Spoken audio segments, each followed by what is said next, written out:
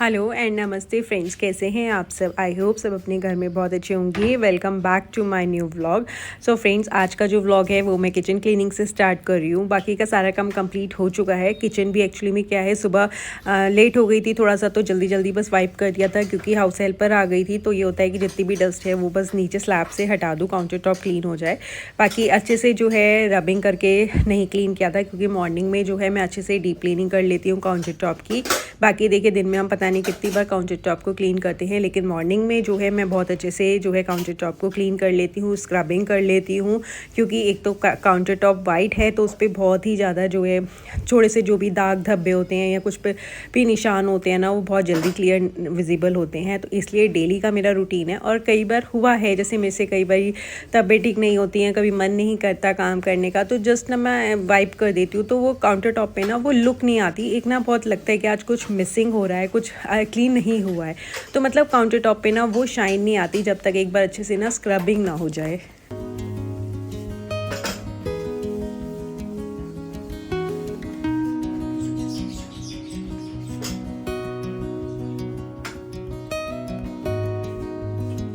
मैं utensils wash करने के लिए ना विम बार यूज़ करती हूँ, तो उसी को ले लेती हूँ मॉर्निंग में किचन क्लीन करने के लिए, काउंटर टॉप को, गैस स्टोव को क्लीन करने के लिए।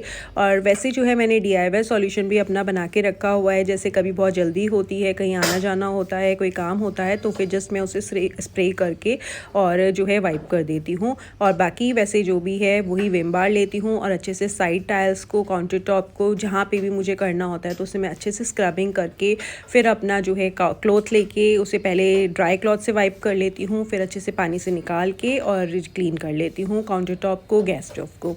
और पार्टीशंस कर लेती हूँ, जैसे एक साइड का, क्योंकि हमारे काउंटर टॉप पे क्या है, बहुत सारे सामान पड़े होते हैं। कई बार हमारे ऑर्गेनाइजर्स पड़े होते हैं और स्पून होल्डर होता है, घी पॉट होते हैं, घी बॉटल्स होती हैं, किसी की जग्स होते हैं।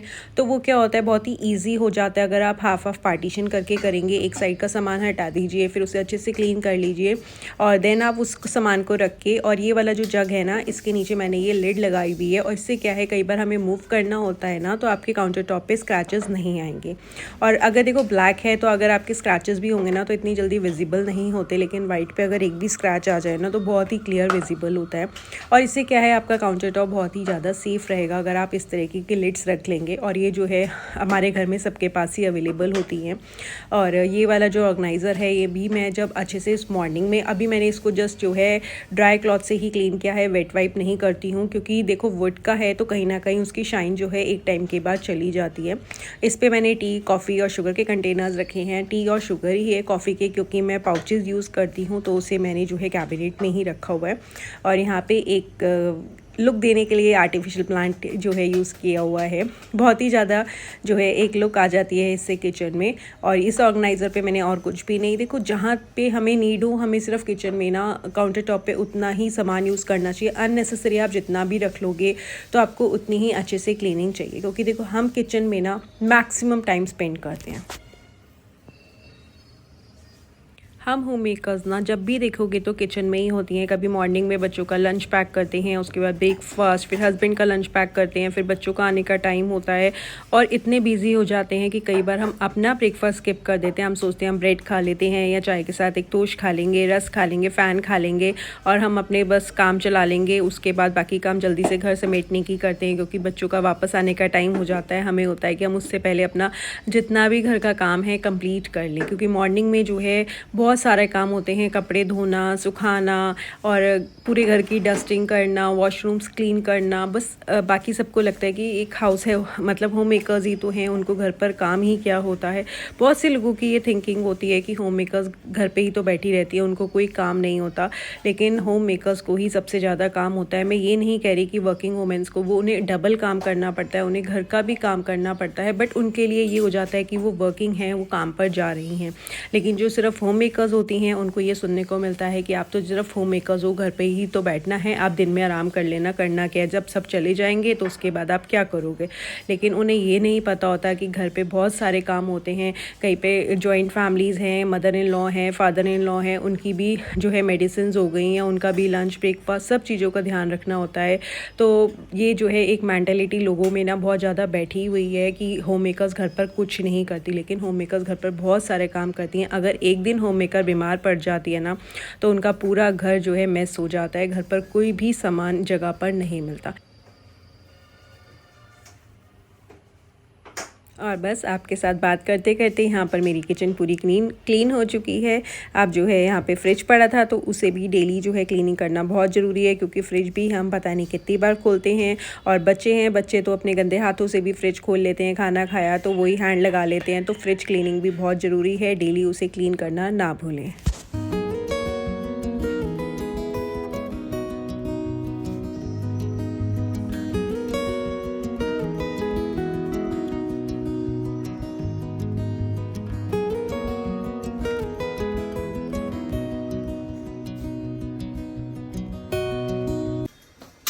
किचन क्लीन करने के बाद जो मुझे छोटे मोटे काम होते हैं किचन से रिलेटेड, वो भी जो है मैं सेम टाइम पे ही ख़त्म करने की कोशिश करती हूँ। आप जिस रूम की क्लीनिंग करें तो कोशिश करिए वहाँ का जो भी काम है आप सेम टाइम पर ही कंप्लीट कर लें। ये नहीं कि थोड़ा सा काम करने के बाद हम दूसरी रूम की क्लीनिंग करें और फिर वापस से उसी जगह पर आ जाएँ। तो इसलिए मेरा आटा भी ख़त्म था, आटे का ड्रम भी जो है जैसे ही खाली होता है तो मैं वॉश करवा देती हूँ। और ड्राई हो चुका था तो मैंने उसमें आटा भी फिल करके अपनी जगह पर लगा दिया था। और यहाँ पर जो है आज हस्बैंड भी लंच नहीं लेके गए थे, उन्हें कहीं जाना था, तो लंच बॉक्स भी जो है मैं वॉश करने के बाद इस तरह की छोटी सी टोकरियों में डाल के रख देती हूँ, जिससे वो अच्छे से ड्राई हो जाए। तो वो भी ड्राई हो गया था तो मैंने कहा चलो इसे भी क्लीन करके इसे भी अपनी जगह पर जो है रख देती हूँ। और हर जगह की ना, हर चीज़ की ना आप अपनी एक डेजिग्नेटेड प्लेस ज़रूर रखिए, क्योंकि अगर जगह नहीं होती ना हम किसी चीज़ की, फिर हम सोचते रहते हैं कि उस जगह सामान को हम कहाँ रखें, तो उससे क्या होता है फिर हमारे घर में क्लटर हो जाता है। तो इसलिए जो भी सामान लाएँ उसका एक डेजिग्नेटेड प्लेस ज़रूर होना चाहिए। और उसके बाद जो है मुझे छोले भिगोने थे, क्योंकि इवनिंग में होता है कि स्नैक्स हो जाते हैं, तो छोले भिगो देती हूँ। कभी कुछ मतलब हर टाइम डिफरेंट हो जाता है, तो आज मैंने सोचा काले चने भिगो देती हूँ। और यहाँ पे दिन में लंच में मैंने बना रही थी भुगे चावल बनाए थे, मसाले वाले चावल, आलू मटर और जो है उसमें कॉर्न्स डाल दिए थे। और उसके बाद मैंने थोड़ा सा रेस्ट किया। और अब जो है सीज़न थोड़ा सा चेंज हो गया है तो गर्म कपड़े नहीं पहने जाते, तो मैंने कहा चलो ये काम भी कर लेते हैं, अदरवाइज़ क्या होता है फिर वो फैलता ही चला जाता है और एक दिन में ही सबके कपड़े एकदम से बेड में रखना पॉसिबल नहीं हो पाता। तो मैंने कहा चलो आज बच्चों के सेट कर लेती हूँ, फिर एक दिन हस्बैंड के हो जाएंगे, एक दिन मेरे हो जाएंगे, क्योंकि इधर जो है इस वाले बेड में जो है बच्चों के हैं, फिर दूसरे रूम में दूसरे वाले बेड के में ऐसे ही बैग रखा हुआ है उसमें हस्बैंड के हैं। तो एक दिन में एक ही बेड ओपन कर सकती हूँ, उसी में जो है पूरा दिन निकल जाता है। और यहाँ पे जो है जितने भी गर्म कपड़े हैं ना, ऑर्गेनाइजर्स रखने की बजाय ना ये जो पुराने सूटकेसेस हैं जो थोड़े से जैसे डैमेज हो गए थे, तो उन्हें मैंने एज अ ऑर्गेनाइज़र यूज़ किया। और उसमें जो है मैं बच्चों के गर्म कपड़े जो है अच्छे से ऑर्गेनाइज़ कर लेती हूँ। गर्म कपड़े डालूंगी और उसी में समर के क्लोथ्स थे तो वो निकाल लूँगी, ये डाल लूँगी। और जब विंटर्स होते हैं तो फिर विंटर्स के निकाल लेती हूँ, और जितने भी समर क्लोथ्स होते हैं वो वापस उसी में पैक कर देती हूँ। तो इसलिए कोई मुश्किल नहीं होती कि मुझे इधर उधर कुछ ढूंढना पड़ता है। एक दो बैग्स ही हैं जिसमें मेरे सारे कपड़े सेट हो जाते हैं। और जो बफर जैकेट्स होती है, मोटी वाली कोट्स वगैरह होते हैं, उन्हें भी जो है मैं इसी में ही साइड में अरेंज कर देती हूँ। अगर नहीं आते तो साइड में जो है बैग्स में डाल के रख देती हूँ, ताकि जब भी मुझे कभी अचानक से बाहर हिल स्टेशन का भी प्रोग्राम बन जाता है तो मुझे इधर उधर ना ढूंढना पड़े कि सामान कहाँ पर है। जिसमें ये बैग्स निकालती हूँ और इसी में से जो है मेरे क्लोथ्स निकल जाते हैं।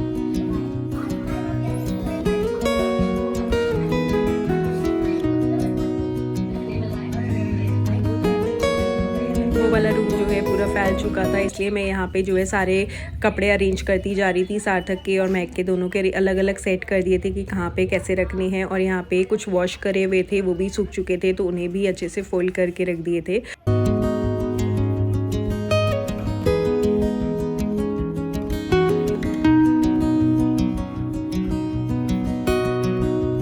ये काम ना मुझे सबसे ज़्यादा ना बोरिंग लगता है, इसलिए जैसे ही मैं देखती हूँ ना कि बच्चों ने अब गर्म कपड़े पहनने बंद कर दिए हैं तो मैं बहुत ही जल्दी जो है इनको जो है सेट कर देती हूँ। बस हल्की फुल्की एक आधी जैकेट रख लेती हूँ ताकि अगर कभी मौसम चेंज भी हो जाए तो बच्चे पहन पाएँ। लेकिन इस बार तो मैं काफ़ी लेट हो गई हूँ सेट करने में, क्योंकि एग्ज़ाम्स इस बार जल्दी थे और महक के भी बोर्ड एग्ज़ाम्स थे, तो थोड़ा सा वो इसी रूम में स्टडी करती है तो मैं उसे डिस्टर्ब नहीं करना चाह रही थी कि जिस दिन उसका एग्ज़ाम होगा, रूम खाली होगा, तो मैं उसी दिन ये सारी सेटिंग कर लूँगी। तो इसलिए मैंने आज का दिन चूज़ किया था कि आज वो एग्ज़ाम देने गई है, मैं सारा काम कर लूँगी। और जिस दिन बच्चे एग्ज़ाम दे के आते हैं तो उस दिन थोड़ा सा रेस्ट करते हैं, ज़्यादा स्टडीज़ भी नहीं कर पाते। तो बस इसलिए आज ये वाला रूम जो है मैं अच्छे से सेट कर दूँगी ताकि जो है उससे भी स्टडीज़ करने में कोई प्रॉब्लम ना हो, और जब वो स्टडीज़ करेगी तो मैं नेक्स्ट रूम तो अपना आराम से कर सकती हूँ।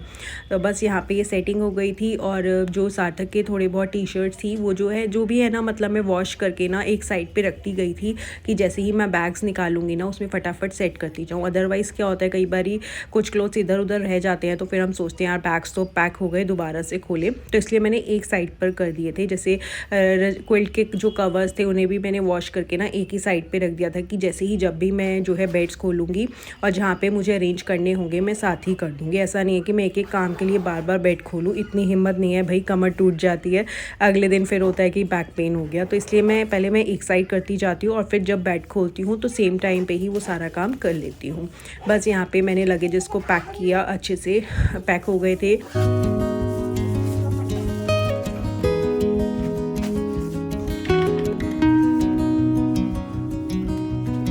और यहाँ पर जो है ओल्ड बेडशीट्स मैं स्प्रेड कर देती हूँ और ऊपर कवर करने के लिए भी ओल्ड बेडशीट्स ले लेती हूँ। और यहाँ पे मेरा कॉटन का दुपट्टा था, बहुत ही अच्छा था, तो उससे मैंने यहाँ पे यूज़ किया हुआ है कवर करने के लिए। इससे जो है अंदर डस्ट भी नहीं जाती। और बड़ा वाला सूटकेस यहाँ पे रखा और मैं यहाँ पे ना प्रेस कर रही थी। मुझे लग रहा था कहीं ऐसा ना हो कि सारी मेहनत ख़राब हो जाए और बेड ही बंद ना हो, कहीं मुझे कपड़े निकालने पड़े, तो मैं वही चेक कर रही थी कि बंद तो हो जाएगा ना।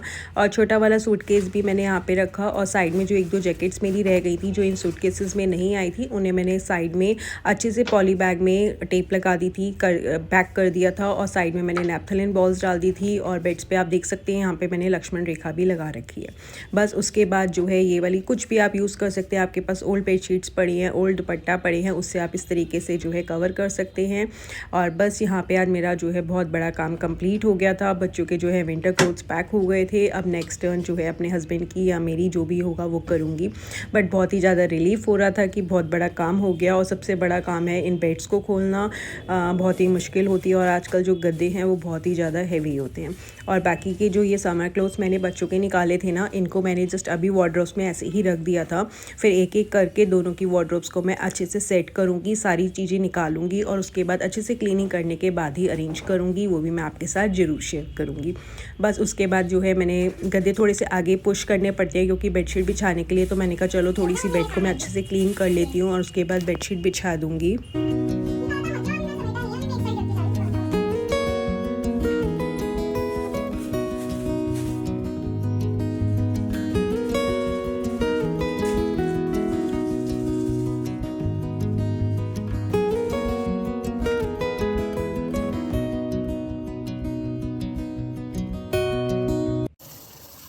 इतना बड़ा काम करने के बाद एक अपने लिए सुकून भरी चाय तो बनती है। तो बस मैं आ गई थी यहाँ पे चाय बनाने के लिए। मैंने कहा मैं आराम से बैठ के चाय पीऊँगी और थोड़ा सा रेस्ट लूँगी 5-10 मिनट्स का। मैं आराम से बहुत ही रिलैक्स होकर चाय को एंजॉय करती हूँ। चाय पीने के बाद बच्चों को भी भूख लगी थी तो थोड़े से पॉपकॉर्न बनाए और महक ने कहा कि मुझे चिल्ला बना दो, उसकी क्लास भी थी तो मैंने कहा चलो चिल्ला बना लेती हूँ क्योंकि सार्थक नहीं खाता, तो इसलिए मैंने थोड़े से पॉपकॉर्न बना दिए थे। और यहाँ पे काले छोले भी रख दिए थे कि वो बॉईल हो जाएंगे।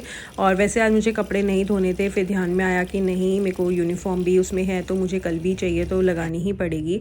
फिर मैंने जल्दी से शाम को ही मशीन लगाई और इतने में जो है ये भी आ गए थे। और वेजिटेबल्स बोला था आलू प्याज लेते आना, वो पड़े रहते हैं ना, तो ये होता है कि चलो कुछ भी बन जाएगा। ये 3 चीज़ें तो मेन हैं जो पड़ी होनी चाहिए। तो बस फिर मैंने कहा चलो हैंड टू हैंड मैंने भी सेट कर लेती हूँ। ये वाली जो है बास्केट्स वेजिटेबल के लिए मैंने बाहर ही रखी हुई हैं। बाहर मैंने एक रैक रखा हुआ है जिसमें सारी वेजिटेबल्स जो है मैं अलग अलग बास्केट्स में रख देती हूँ।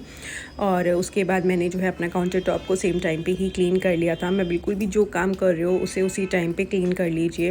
और फिर जो है मेरे पास थोड़ी सी मेथी पड़ी थी, एक छोटा फूल पड़ा था गोभी का, तो मैंने कहा आलू गोभी बनाऊंगी तब भी सार्थक नहीं खाएगा और मेथी भी थोड़ी सी है, तो मैं इन तीनों को मिक्स कर देती हूँ, आलू गोभी मेथी बना लेती हूँ। तो बस मैंने फिर यहाँ पे दोनों वेजिटेबल्स को पहले चॉप कर लिया था और मेथी जो है मैंने काट कर ही रख दी थी।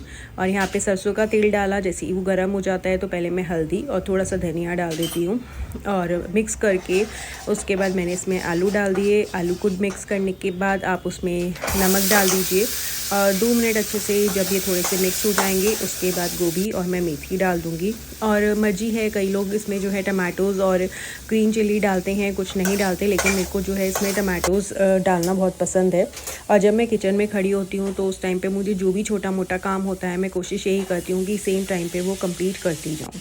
अदरवाइज़ क्या है, हर छोटे छोटे काम के लिए ना हमें दोबारा किचन में आना पड़ता है। तो मुझे दूध भी बॉईल करना था, तो मैंने कहा अभी मैं काम भी कर रही हूँ, साथ साथ देख लूँगी। अदरवाइज़ क्या होता है कि स्पेशली खड़े होकर दूध को बॉईल करना पड़ता है, नहीं तो इधर से उधर हो जाओ तो दूध भी पूरा गिर जाता है। तो इसलिए मैं सेम टाइम पे दूध भी रख दिया था और बाकी आटा वाटा भी लगा के रख दिया था। यहाँ पे मेथी भी डाल दी थी और टमाटोज़ चॉप कर दिए थे, ग्रीन चिलीज़ डाल दी थी मैंने, सबको मिक्स कर दिया था। और बस अभी इसमें नमक, हल्दी और धनिया है, बाकी का फिर बाद में मैंने इसमें मिर्च और थोड़ा सा मैंने आमचूर पाउडर डाल दिया था।